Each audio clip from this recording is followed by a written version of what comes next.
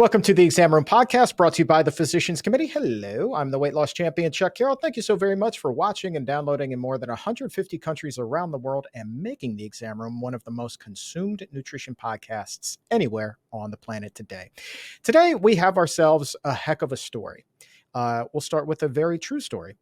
This was a few years ago. This was the first time that Dr. Neil Barnard and I and a lot of our friends did a live episode of the show out in Los Angeles.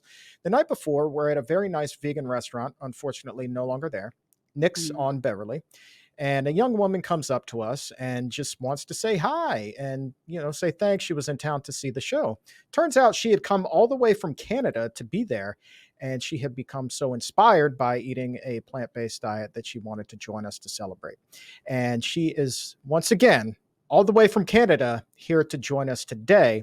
With that, we welcome Michelle Oberg for being here. Thanks for being here. Thank you for having me. I think, Michelle, the first thing that stood out to me with you, other than that incredible bumping into you at dinner, was your social media handle, which immediately I so identified with. And you go by the moniker Pizza Addict to Vegan. Yes. What is the backstory there? So I would call myself, a lifelong pizza addict. I have memories of thinking about pizza from age 8 years old. I think we're twinsies to a degree because Pizza Hut, Taco Bell are under the same corporation umbrella. But pre-COVID, my pizza addiction was a little bit more spread out. In hindsight, it was obvious to everyone around me.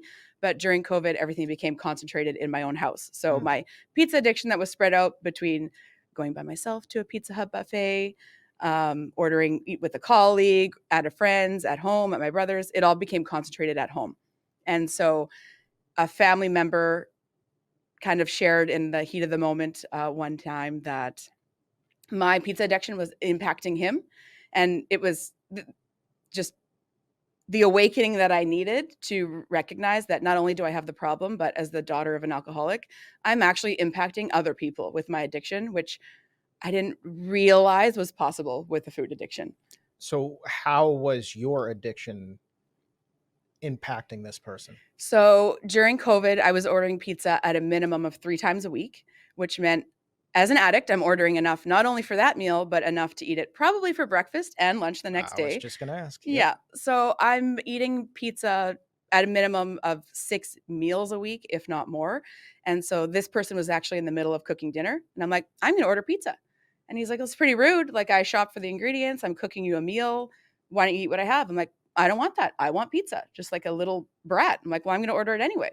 And he just lost it on me. He's like the most calm person ever. This is my husband's cousin. And he's just like, I'm sick to death of eating pizza. I'm sick of eating like crap. I'm sick of having pizza for lunch the next day. And I'm tired of watching you be in a shame spiral. And I'm just like, oh dear. It's becoming very aware. Like I'm impacting him majorly with this. And this was 3 weeks into COVID, I would say.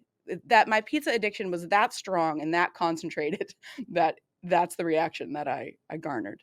But I thank him for I've never been so thankful that somebody has yelled at me in my entire life because it scared me. It scared me enough to pay attention. Yeah. So there's one of two ways that a person can go with that. They can either continue, as you called it, that shame spiral, or as he called it, the shame spiral, which that's a really powerful term. And then kind of retreat and, of course, go to the pizza because the pizza is going to make you feel better temporarily. Yeah. You took the road less traveled here. Like, what in the world made you decide to take this really negative situation and then turn it into an incredible positive? I think I'm just the kind of person overall who I'm more likely to take care of other people over myself. And I think just knowing how, seeing how I'm actually impacting him, and for him to get to the point where he's having that reaction, he's past the point. And I just thought, I don't want to impact somebody like that. And so I actually called a counselor the next day. We had a employee family assistance program through work where you can call for free and talk to a counselor. And I got to talking to somebody virtually right away. And that was helpful. I would think, was this a food addiction specialist and we don't have to go down this road where there's some other things going on too? No, I was really just wanting to talk about this. And I randomly got paired with someone who's absolutely incredible. And she really encouraged me to explore the fact that I might have a problem with food or Yeah. pizza in particular, and to kind of take that seriously. Okay. Okay. Yeah. I so identify with that, especially the fact that you ordered enough so that you knew you would Oh have yeah. some for the next day. I mean, that's what I did too. I mean, so Taco Bell obviously was one big part of it, but when I would order the pizza, I would get like 4 or 5 at a time Yeah. and make sure that I always had some on hand for the next day. Completely. Yeah, And I was the opposite of you in the sense that like I'd bring everybody in, like, who wants to have pizza with me? Let's all go together. And I'd pay for people to have pizza, and oof, I'd get 5 pizzas just for me and my brother. yeah, I would go to the Pizza Hut buffet with everybody in my life, including by myself. yeah. Um, All right, so be brutally honest with me. What would happen if you tried to fight that urge? oh, yeah, I just felt like I couldn't. I just felt absolutely impossible. Yeah. It was on my mind a lot. I would think in my mind about how it would feel, the taste, the texture. Um, I did try actually. This just popped in my head. I tried for a while. I used to work at Pizza Hut, by the way. Did you? Yeah, I worked there from the age of 15 to almost 19. Okay. So I think that propelled my lifelong addiction, or helped it as well. But at one point I had not, and not, sorry, I went to the buffet, but I also ordered takeout. Mm. And I had given it up, I think, for 30 days or something like that. And I got like an email or something like that from Pizza Hut saying like, "Hey, we haven't seen you in a while. Here's a discount code."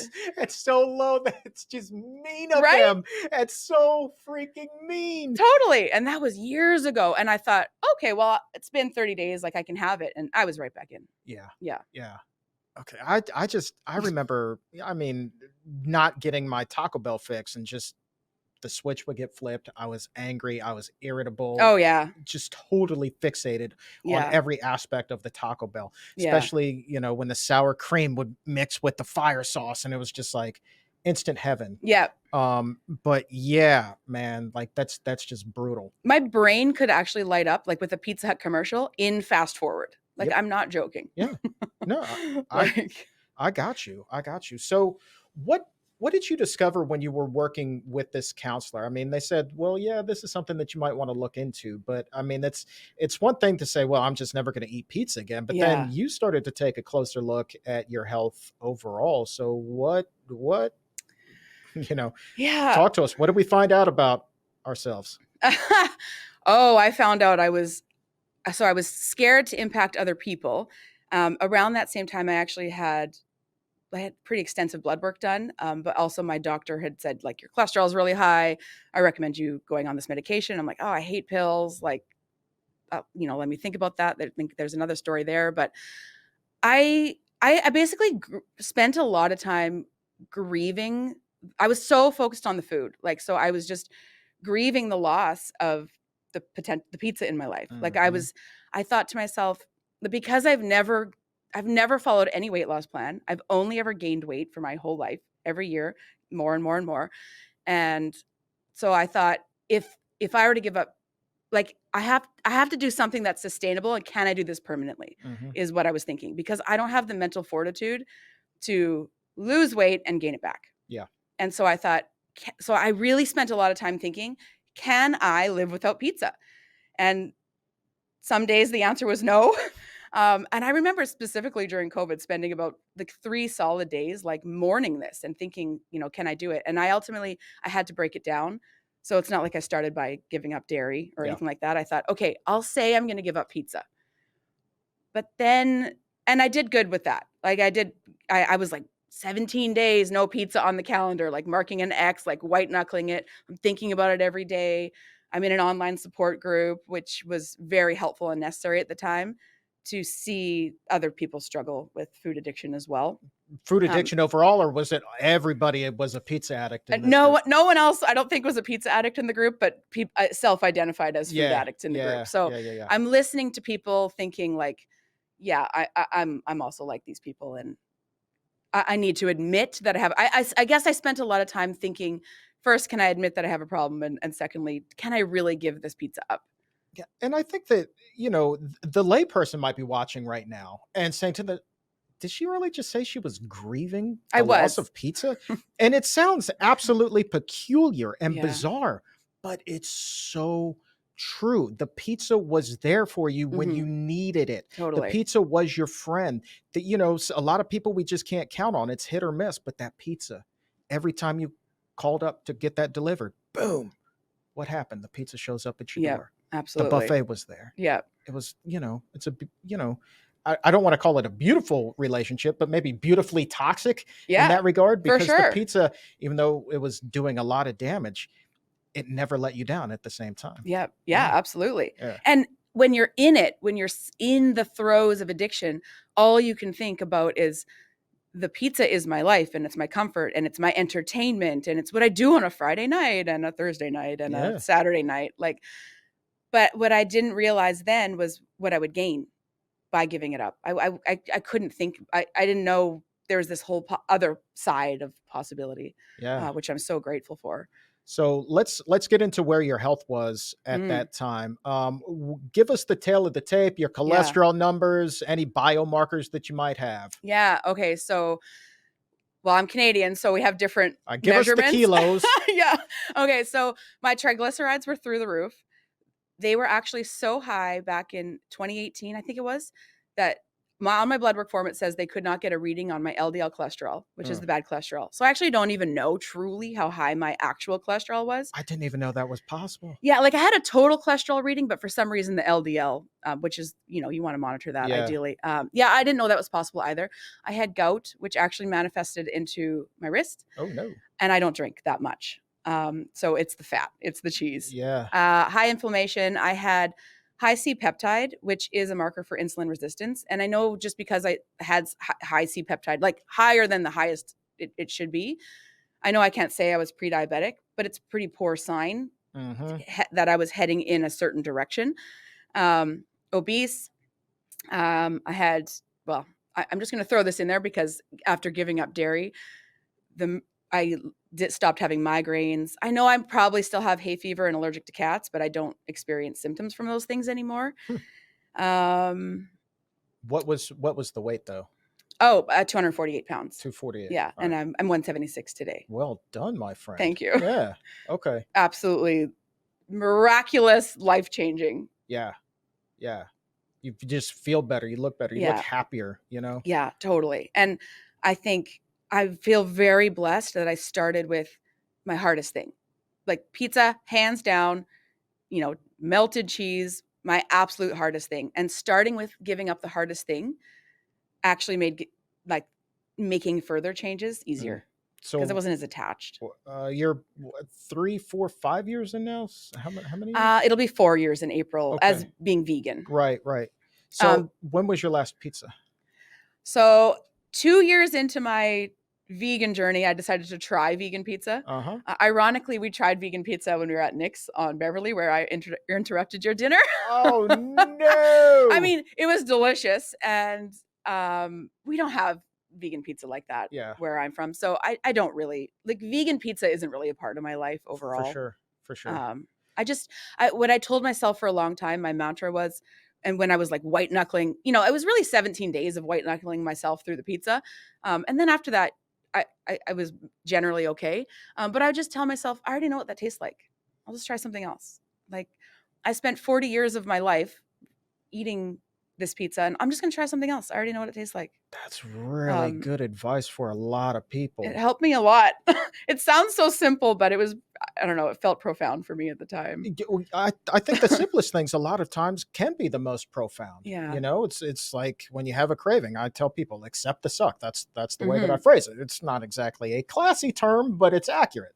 Your life sucks right now because you're having this intense craving, but it'll pass. Yeah. And for you, the same thing with this. Like, it's amazing.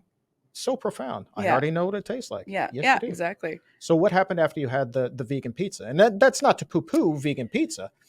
Yeah. I mean, I think it sent me on a small trajectory of overindulging in the vegan junk realm of things. Because when I first started this journey, I thought, understanding that I'm such an addict, I thought, I don't want to go from one addiction to another. I don't want to replace my cheese addiction with dairy alternatives. I do have dairy alternatives here and there, like in the form of cheese, but I just learned to live without it. Gotcha. Like, so I just completely changed what my plate looks like. Right, right. So I was terrified for a very long time to even eat like a healthy wrap Yeah. or a healthy burrito. And it took me years to get to the point where I would try it. And I think that had I not had that gap, such a long gap, then I may have had a different outcome, but Yeah. I can handle those things perfectly fine now. Yeah. Would you be inclined at any point to maybe even try a cheeseless pizza? Oh yeah. Yeah, Yeah, for sure. I I went out without pizza for so long, like yeah, no dairy or vegan pizza for the 2 years. I just I don't know. I just don't think about it. Like it's just I'm just I don't care that much about it anymore, I yeah, guess. Like I will have it here and there, very rarely. right, Um but which is fine. It's good to know that I can have it and it doesn't like light me up in the same way, right. but it's nice to get to go out and I guess once in a while Yeah, indulge, I but gotcha. yeah. So what did you replace the pizza with initially? What did I replace it with initially? Gosh. You know, well, like a chickpea curry with a green salad, like Yeah, just completely different, I guess. Or, a bowl, with quinoa, beans, greens. My intro, like kind of simultaneous to giving up the pizza, veganism and whole food plant-based stuff was also like little seeds were popping up into my life. So I was kind of getting introduced to certain things on this realm fairly quickly in kind of conjunction with giving up pizza. So yeah, I just kind of bought a bunch of new cookbooks and it was just like exciting trying new recipes and making different things. I just went totally a different direction, I guess. was it like a documentary that you Oh saw? yeah. Well, What the Health was one of them. Big one. And that one really helped me in the sense of like just being disgusted with industry, even just I don't want to be part of this system that's tricking me or fooling me or I don't know. Forks Over Knives. Yep. I watch that once a year actually just for fun. It's fabulous. I'd say those two at that time were quite pivotal for me. And what about the other members of your family? Were they on board with your decisions, or were they kind of like, Michelle's kind of drinking a little too Yeah. much Kool-Aid Yeah. right Oh, now? there are some Kool-Aid comments for sure. Uh-huh. So yeah, my husband's initial response, and this was my like a long time ago. Like I had at one point also said I'd rather die than go vegan. Yeah, so we have pretty harsh starting point. And so my husband's response also was I'd rather die going vegan. Ironically, so he's type 1 diabetic and there was the Mastering Diabetes book had come out Hmm. and I didn't know they were vegan. I don't even know why they popped up as a recommendation. And I thought, oh, I'm going to get this for him as a Christmas gift to understand diabetes better. And so as I'm entering the realm of veganism, he's reading this book that I have no idea is even vegan. And so his starting point was I'd rather die than go vegan. But through reading that book, he thought, oh, these guys are saying this could help me.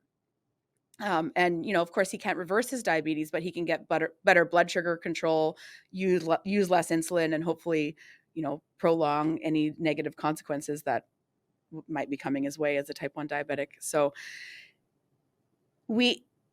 he did hold on to some resistance in the beginning. And then at one point I got to the point where I'm like, okay, I just don't want to buy these products anymore, even for you. If you want sausage or whatever, you have to go out and buy it yourself. Like I'm not going to buy it for you. And then at that point, he just realized, I don't really care that much. I'll just leave it off my plate. So, yeah, so that can be intimidating for a lot of people to have that kind of a backbone with their significant other, where I'm no longer going to bring this into the house for you. That's Yeah. such a hard conversation. And my father-in-law lives with my wife and I. He is anything other than plant-based. And so there are things that come into the house that I certainly will never be eating. But um, I, I I wish I could say what would separate somebody from like you or I who can be around that stuff now and not partake in it. Um, Hmm. I feel like it takes a certain kind of willpower to get a person to that place. How long Yeah. did it take you to get there? Well, I think I don't know if we have. I don't know if we have time for a cheese bun relapse story, but I had a story like, Bring it on. okay, so after probably about 8 months after I had given up pizza, given up dairy, and you have to remember, I gave these things up during COVID, so I wasn't generally around things, which really like cleaning up your environment like is so helpful. Like if you're not exposed to things, and it's not in your daily, like I'm not exposed to things in the workplace. I'm not really going out. I'm living in my little bubble. And while I'm living in my bubble, cheese buns appear, and just seeing them triggered a whole host of like, oh, like I want that, which is kind of crazy given that I had had so much success with like blood work and worked through all these addiction things. The second I saw like a pack of cheese buns, I was like, give me a cheese bun, Uh-oh. like a drug addict. And the person who was in possession of the cheese buns refused to give me one, even though I harassed them for probably 4 hours straight. But then the next day I go to the grocery store and I'm in the produce section, and I'm in a different grocery store than normal. Next to the cucumber was this rack of cheese buns. And I was like, oh, I'm like, okay, I'm just going to do it. I don't know why. Did you take it as a sign? Like it was just meant to be? I don't know. I think it was like, yeah, permission. And now it's in my head twice. And like, I think I was thinking I might as well have it to get the craving out of my head. Oh, yeah, mistake. It worked that way. Huge mistake. So I thought, okay, I'm going to grab these cheese buns. And then I have this whole dialogue. Do I admit to my husband I ate the cheese buns? Do I secretly eat them in the car before going home? And I thought, whatever, I'm going to grab these cheese buns. And as I'm holding them in my hand and I'm leaving the store, no joke, it's like someone is trying to help me and I'm just not taking any sort of signs. I look across the way and there's a lady on a bench shooting up heroin. And I thought to myself, she's doing her drug of choice and I'm about to do mine. I am no different than she is.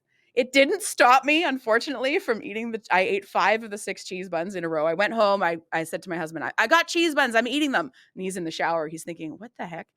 And I sat on the back deck. I ate 5. I threw the other one in the compost just so I couldn't fish it out of the garbage later. And this then propelled me into actually a 2-week binge of dairy and a whole other things. And I thought, I've kind of always viewed like obstacles as a learning opportunity. So instead of thinking like, okay, it's over, I can't do this, like I'm going to give up, I thought, okay, I'm just going to, what do I need to do here? Like, what do I need to learn about? And I thought, okay, I'm just going to observe myself in this moment. And I started noticing instantly cravings are back. I could feel this intense craving in my chest. It's like radiating down my arms. And I just thought, okay, I've just made my life 1,000 times harder. Mm-hmm. Like I went from peaceful, enjoying my new food, not thinking about cheese and dairy, to like this, like I felt like a monster kind of mode.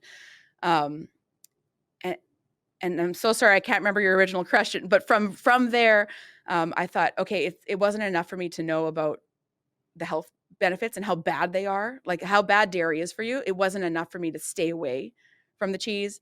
And so then I thought, okay, I have to learn now, like what happens to the animals. Yeah. I'm going to throw myself into intentionally learning about what happens just to like keep me just disgusted enough to like stay away from dairy. And then, that once you go down, propelled me like way further down a rabbit hole. And, here I am today, but I can't even remember your original question. It's okay. It's okay. Like you said a lot of profound things. It's number one, I mean, seeing the lady across the way shooting heroin and acknowledging to yourself, yeah, I'm essentially about to do the same thing. That's pretty powerful stuff.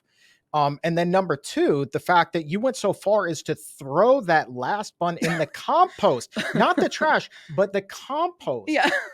So you couldn't retrieve it later. Like you were full willing to do George Costanza and get the eclair out of the trash. Oh yeah. Which he famously did. Like yeah. That is addiction. I'm George. Like for real. Like that, I mean, and it just resonates with me so much. I remember those days and you just describing like feeling like this monster is coming out. And it's just like all that hard work that you would put in just seems to fly out the window. Yep. I will say that I give you tremendous kudos for having the foresight to put said bun in said compost pile, because you knew damn well. I think that had you gone and gotten that out of the trash, psychologically, you would have been like, I just reached a new low. It's never meant to be. Right. Maybe, that 2-week binge would have carried on until today. Yeah. That's a pretty big moment. It was a huge moment. Yeah. And Huge. I believe a necessary moment to my journey to so that I know I am not the person who, like, well, I don't want to anyways, but like a little bit for me, Yeah. is not. Can't do it. I can't do it. You just can't And I do it. enjoy this peaceful brain that I have. Like Yeah. if I'm around now, I can, like, if I'm around it, I'm not over here thinking like, oh, I wish I could have that. Like I'm not mourning Mm, the loss of, I don't want it. I don't want to mm. put that in my body for many reasons. So, what had happened to your weight in between the time when you had started this and then you had your cheese bun relapse? Had you noticed a shift? Did you get any updated cholesterol numbers, anything like that? Oh yeah, really quickly. I started to get, cholesterol going down, inflammation, so CRP is measured by, going down. Yeah, weight loss, mood, more energy. I started. This was in the summer. I voluntarily, our office was open during work, so I could go in if I wanted to, and I did. No one was around, but I did, just to kind of keep routine. I'm packing a lunch. I'm going to work. I started bike riding to work, and it was just this wonderful experience, something that I never would have thought, as someone who's almost 258 pounds, I wasn't bike riding to work. For sure. So just this newfound energy and joy for life. And yeah. Yeah. Then what is it at that moment? And this is not just you. Yeah. This is like the royal we, like Yeah. all of us. Why in the heck, Yeah. after we do all that and we Mhm. know what the benefits are, Yep. do we sabotage ourselves? Is it self-sabotage? Do we feel like, we've committed a sin and we need to pay a price? Like, are we punishing ourselves for whatever reason? I don't know that there's one particular answer for that. Yeah. I think that new in the journey, perhaps the person doesn't think that they're worth it yet, or they don't deserve Yeah. this because life had been so different and so crummy for so long. They're like, there's just no way I don't deserve this. Let me, hit the eject seat Yeah. and go back to my old ways. I don't know. I think for me, and my psychologist talks about this, because I'm not fully at the, I haven't arrived at my final destination in my weight loss journey. Like I have Yeah. about 30 more pounds to go. And I would say in that moment, I wasn't done healing my brain in terms of that pathway of addiction. Yeah. It was still just kind of like ready to welcome me back with open arms. And I imagine that pathway now was like grown over with weeds and there's no water. It's just like, it's just closed. It's no longer the easy pathway. Yeah. But I think it was for probably that time as well. It was just easy enough to, it was like freshly closed, but it wasn't like, you know what I mean? Yeah. Man, I'm proud of you for being able to get back so quickly. I mean, a 2-week binge, I mean, that stinks, but you know what? I mean, when I had one time I had lost like 60 some pound, maybe 70, and I thought I could have one cheese nacho. And then, I mean, that was it. Like that was the trigger for me to go on a Yeah. full blown relapse. Yeah. And absolutely put all the weight back on. And it took years after that to, make the ultimate choices that I did to get me where I am today. And you were able to like really kind of compartmentalize that and have like 2 weeks.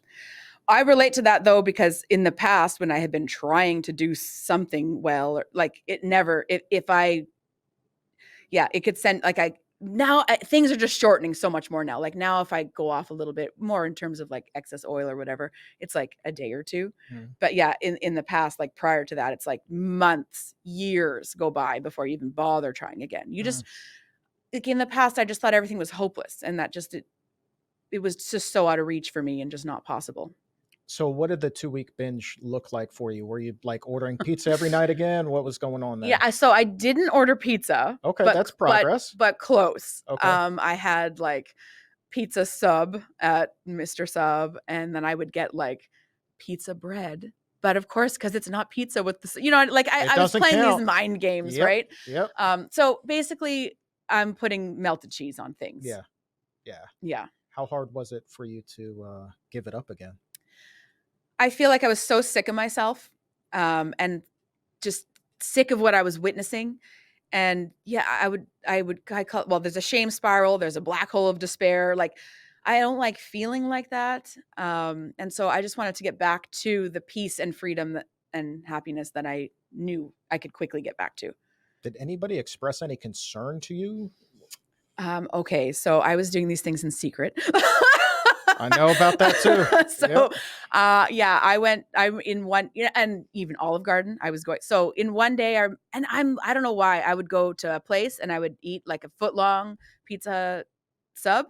I'm like, oh, I'm not satisfied because now my brain is like lit up. I'm like, nothing is ever sat. I call her Bingy Mingy. She's like my That's the the inner little food witch demon? inside Yeah. me that like Okay. causes me to eat. And so like I have this foot long pizza, doesn't satisfy me. I go to Olive Garden, I eat something else. I go from there to Boston Pizza. Like I'm doing all this by myself. Man. I'm eating something on the way home before I go, and then eating dinner with my family to act like I didn't just eat something on the way home. Get real with me. How much guilt was associated with each one of those secret meals? Oh yeah, like horrible. You don't feel good, and then I'm talking to myself in a way that's not very nice, that keeps you down in that. So it's really hard to pull yourself out of that. What I say to people now is just don't worry about, like, just get back on next as soon as you can. Like, don't take the fact that you weren't perfect as a sign that you can't do it. Like you just have some more learning to do. And so in my case, I just had a bit more learning to do to go all the way. Yeah. Well, I'm glad that it only took 2 weeks. And you hit kind of a breaking point again. Had you made up your mind that things were going to change that day that you went back on the wagon, or was it just, I don't know, spur of the moment epiphany? Yeah, I can't remember exactly. I think every day, like as I'm going through this journey, I've identified all these lies that I tell myself. I'll start tomorrow. I'll start on Monday, just one more. So of course, as I'm in this like 2-week cycle, I'm telling myself all of this. So as I'm telling myself, that tells me I want to get out of this. So every day I'm considering getting out of it, but then every day I enter the day in craving mode, and it's difficult. So I think just at some point, I don't remember exactly how I pulled myself out of it. Actually, no, I think learning about the animals. So I ended up, oh my gosh, I don't think I mentioned, I listened to The Cheese Trap by Dr. Neil Barnard. There it is.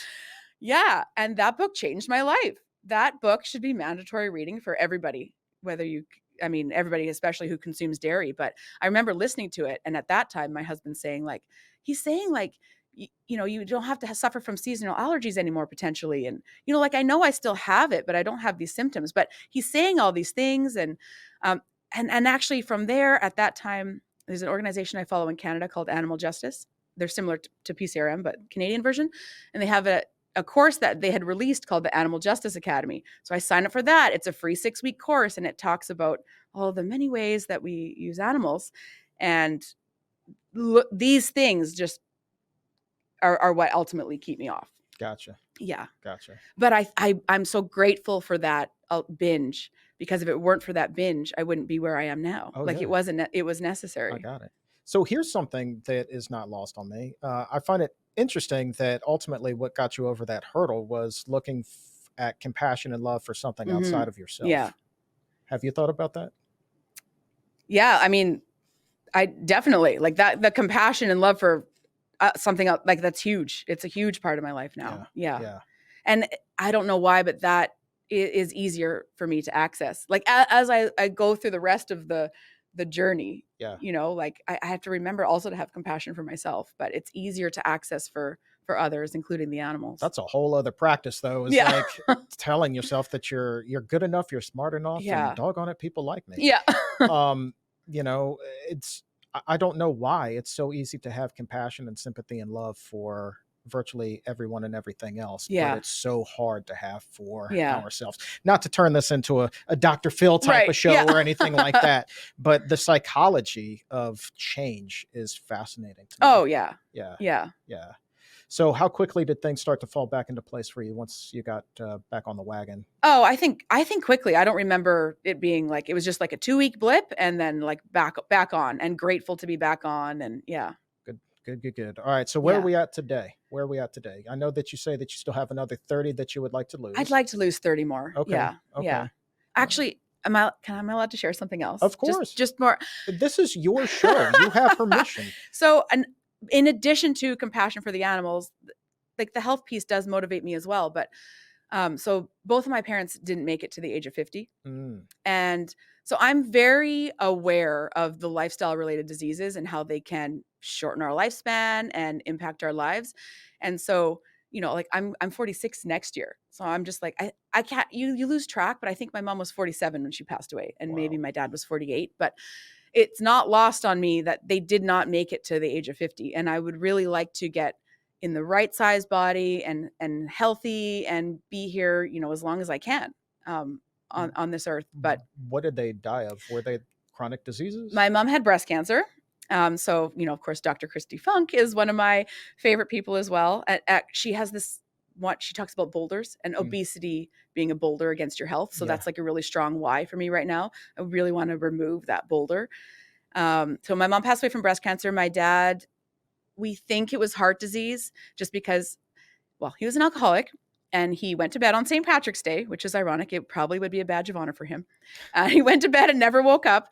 But because it wasn't suspicious, the death, they didn't do an autopsy. And no one in the family, you could have, as family members, paid for the autopsy, but no one did. But just given the sudden nature of it, I'm just assuming it was a heart attack. Yeah. And my opa, he had angina from at least in his 70s. He ultimately passed away from a heart attack. My dad's cousin, who grew up with him like a brother, he passed away from a heart attack in his 50s. Yeah. It's amazing how quickly we reach that age 50, right? Like growing up, it seems like it's so far off in the future, but I'm sure like you wake up, you blink and it's like, holy crap, I'm 46. Yeah. I mean, that's a heavy thing to weigh on you. Yeah. Definitely. I mean, I remember, again, I feel like there's so many similarities between our stories. Never meeting my grandfather, because he died before I was born, had a number of heart attacks before one finally claimed him. And then on my mother's side, my grandfather there also had heart attacks, quadruple bypass surgery. My own father, heart issues. And I was on the heart attack superhighway. And I remember carrying that burden at a young age too. And still knowing all that, making the choices that I did. And that goes back to food addiction, doesn't it? Yeah. Oh, definitely. Like there's obesity in both sides of my family. Well, I have the Alzheimer's gene, which I'd like to avoid, that as well. Grandparents have had Alzheimer's, dementia, cancer, like people in my family are dying from your top lifestyle related diseases. Yeah. And I'd like to be different. Yeah. I'd like to be able to say that your family's cursed, but you're normal. It just seems like that's the norm. Yeah. I mean, so many families have all of these different ailments: heart disease, cancer, diabetes, Alzheimer's. Like it's just on and on and on and on. And it's tragic. And we have so much more control than we realize. And I think that, if you are a follower of Dr. Funk's as well, then you know that even though you have the Alzheimer's gene, you still have a ton of power to reduce that exactly. risk. Yeah. I think Dr. Brooke Goldner talks about this, but she's like, curing yourself with supermarket foods. And it's just so empowering. Like I have to eat anyways. I might as well just buy something that's good for me. Yeah. And I feel so lucky that there's all these, this is it, for the most part. Like I can just go to the grocery store and eat whole foods and I can make it have a major impact on my life. Like even just as I started learning about all these things, when I started this journey, I was like, okay, I'll just see if that's true for me. Like all these doctors are saying this, like, I'll just check it out and see if it becomes true for me. And everything has. Yeah. So what advice would present day Michelle give Michelle, the night that you had that blow up with your cousin-in-law? Yeah. My husband's cousin. Yeah. Well, whatever. I guess it's cousin-in-law. You're right. Cousin-in-law. Yes.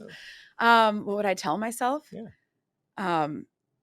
You're lucky. Actually, I would tell myself I'm lucky. I'm lucky that I had someone in my life willing to say something to me. Like it's so inappropriate that someone's making me a dinner and I'm sitting there like a little brat ordering in pizza, I should just be so lucky that somebody cared enough to express, how his opinion, how I'm impacting him. And I don't know. I'd just be grateful. And what do you want to say to your future self when you get those last 30 off? Well, what do I want to say? Well, that's the other, it's just like before, I didn't know what was on the other side. I just knew it was something great. And so I feel like just this last little bit, I'd like to get rid of, and there's something even greater. I'm already in a great place and I think there's going to be something even greater. Yeah. And I'd like to arrive there. Yeah. Can I just share one other story? Of There's course. this movie on Disney called, I think it's called The Young Woman in the Sea. And it's about this woman who swam across the sea to the UK, basically at a time where women, couldn't be coached, couldn't compete professionally in swimming.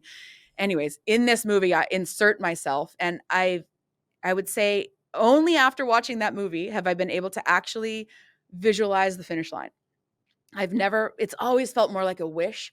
Like I wish to get there and lose the rest of this weight. But now I'm like, I have a visual of like myself going through obstacles, not turning back just because you see an obstacle, like figuring out how to get through that. I can like see the finish line like lit up and like what's awaiting me on the other side. And like, I want to get there. Yeah. I'm excited to get there and just, and get the rest of the food freedom. Like I'm so close, but I Yeah. don't have full food freedom. Yeah. Because vegan junk is like vegan ice cream is delicious and certain little things, right? For sure. Not that I live on that stuff, but I just want to arrive, Yeah. and then I can just focus on other things.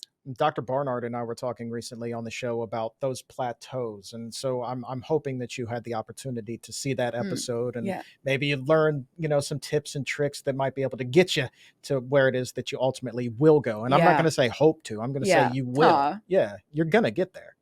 Thank you. 100%. I don't have any doubt in my mind. Yeah. You've already come so far, and you understand so much more than the average person when it comes to this. Yeah. Like you've really tapped into it and you understand. And I think that, yeah, again, that cliche, knowledge is power, but it is the ultimate power when you can recognize what you are fueling your body with and how that is either going to help or harm you. Yeah. It really helps you make the best informed decision for yourself. Yeah. Definitely. Yeah. Yeah. Yeah.